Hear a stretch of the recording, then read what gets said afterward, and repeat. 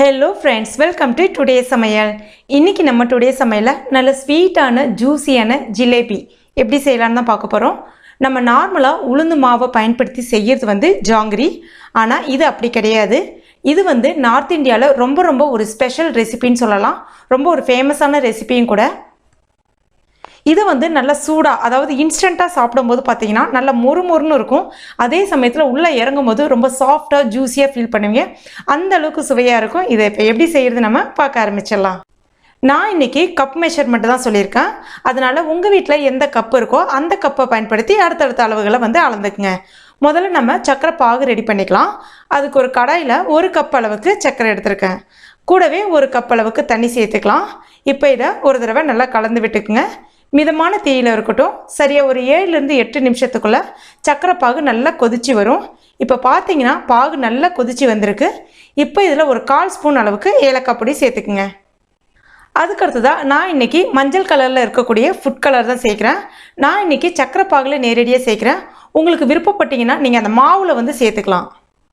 இல்லை உங்களுக்கு ஃபுட் கலரே சேர்க்க விருப்பம் இல்லை அப்படின்னா இந்த ஜிலேபியினுடைய கலர் ஒரு லைட் கோல்டன் ப்ரௌன் கலரில் இருக்கும். அதனால் ஒன்றும் பிரச்சனை கிடையாது. அடுத்ததான் கொஞ்சமாக குங்குமப்பூ சேர்த்துக்கிறேன். இது முற்றிலும் ஆப்ஷனல் தான், சேர்க்கலனாலும் பரவாயில்ல. இப்போ பாருங்கள், நல்ல கண்ணாடி மாதிரி அந்த சக்கரை பாகு கொதிச்சு வந்திருக்கு. இப்போ தொட்டு பார்த்தீங்கன்னா ஒரு சிங்கிள் கம்பி பாதம்னு சொல்லுவாங்க.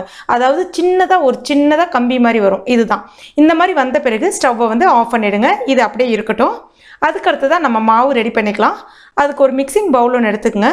இப்போ இதில் ஒரு கப் அளவுக்கு மைதா மாவு சேர்க்குறேன். இந்த ரெசிபி மைதா மாவில் செஞ்சால் தான் நல்லா டேஸ்ட்டாக இருக்கும். அடுத்ததாக அரை கப் அளவுக்கு தயிர் சேர்த்துக்கிறேன். கூடவே கொஞ்சமாக உப்பு, அப்புறமா பேக்கிங் சோடா, அதாவது ஆப்ப சோடான்னு சொல்லுவாங்க இல்லையா, சமையல் சோடா, அது ஒரு 1/4 ஸ்பூன் அளவுக்கு சேர்த்துக்குங்க. சேர்த்துட்டு ஒரு தடவை நல்லா கலந்து விட்டுக்குங்க.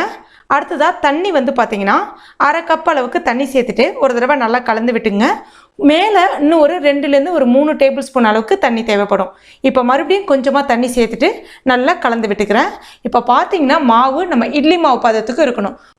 ரொம்பவும் தண்ணியாக இல்லாமல் ரொம்பவும் திக்காக இல்லாமல் ரெண்டுத்துக்கும் இடைப்பட்டதான் இந்த மாதிரி இருக்கணும். இப்போ இதுவும் இருக்கட்டும். அதுக்கு அடுத்துதான் ஒரு சின்ன கவர் ஒன்று எடுத்திருக்கேன். கவரில் ஒரு கார்னரில் சின்னதாக ஒரு ஹோல் ஒன்று போட்டுக்குங்க. ரொம்ப பெருசாக போட்டுறாதீங்க. அடுத்ததாக ஒரு கொஞ்சம் பெரிய டம்ளராக ஒன்று எடுத்திருக்கேன்.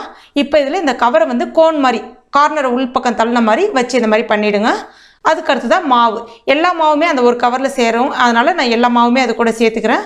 சேர்த்துட்டு இந்த மாதிரி கார்னரை நல்லா ஒரு தடவை பிடிச்சிக்கங்க. நல்லா டைட்டாக பிடிச்சிக்கங்க. நம்ம ஏற்கனவே ஹோல் போட்டதுனால மாவு கொஞ்சம் வெளியில் வரும். ஒரு தடவை நம்ம ப்ரெஸ் பண்ணி பார்த்துக்கலாம். அதுக்காக தான் நான் முன்னாடியே ஹோல் போட்டிருக்கேன். இப்போ ஸ்டவ் மீடியம் ஃப்ளேமில் வச்சுருக்கேன். எண்ணெயும் மிதமான சூட்டில் இருக்குது. ரொம்ப சூட்டில் இருந்துச்சுன்னா பட்டுன்னு கருகி போன மாதிரி ஆகிடும். மிதமான சூட்லேயே இருக்கட்டும். இப்போ இதை நம்ம நார்மலாக ஜாங்கிரிலாம் செய்வோம் இல்லையா, அதே மாதிரி தான் உள்ளே ஒரு சின்ன ஒரு வளைய மாதிரி ஆரம்பித்து அதே அழகாக சுழட்டி விட்டு வாங்க.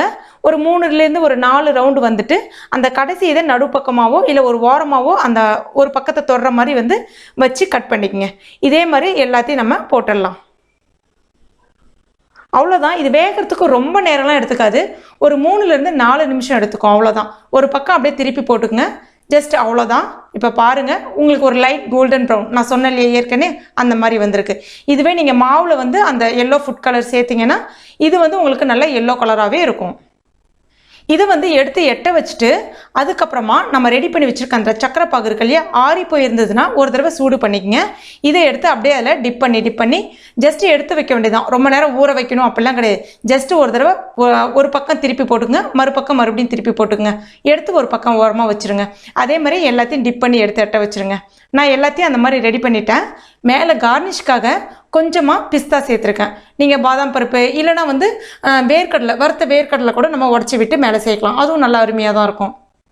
இது நம்ம நார்மலாக அந்த ஜாங்கிரிலாம் வச்சிருந்து சாப்பிடுவோம் இல்லையா, அந்த மாதிரி வச்சிருந்து சாப்பிட முடியாது. இன்ஸ்டண்ட்டாக நல்லா சூடாக செய்து சாப்பிட்டீங்கன்னா அவ்வளோ ஒரு அருமையாக இருக்கும். நல்லா மொறுன்னு இருக்கும். கடிச்சு சாப்பிடும்போது உள்ளே இறங்கும்போது ரொம்ப சாஃப்டாக இருக்கிற மாதிரி ஃபீல் பண்ணுவீங்க. நல்ல ஜூஸியாகவும் இருக்கும், நல்ல டேஸ்டியாகவும் இருக்கும். ஃப்ரெண்ட்ஸ், கண்டிப்பாக நீங்களும் உங்கள் வீட்டில் ட்ரை பண்ணுங்கள். ட்ரை பண்ணிவிட்டு மறக்காமல் எனக்கு கமெண்ட் பண்ணுங்கள். இந்த வீடியோ உங்களுக்கு பிடிச்சிருக்கும் நம்புறேன். பிடிச்சிருச்சுன்னா லைக் பண்ணுங்கள். உங்கள் நண்பர்கள் மற்றும் ஃபேமிலி மெம்பர்ஸ் கூட மறக்காமல் ஷேர் பண்ணுங்க. மேலும் இது போன்ற டேஸ்டி ரெசிபிகளுக்கு நம்ம டுடே சமையல் இது வரைக்கும் நீங்கள் சப்ஸ்கிரைப் பண்ணாத நண்பர்களாக இருந்தீங்கன்னா உடனே சப்ஸ்கிரைப் பண்ணிங்க. கூடவே மறக்காம அந்த பெல் நோட்டிஃபிகேஷன் சிம்பிளை பிரஸ் பண்ணுங்க. அப்பதான் நான் எந்த வீடியோ போட்டாலும் உங்களுக்கு நோட்டிஃபிகேஷன் வரும். Thank you.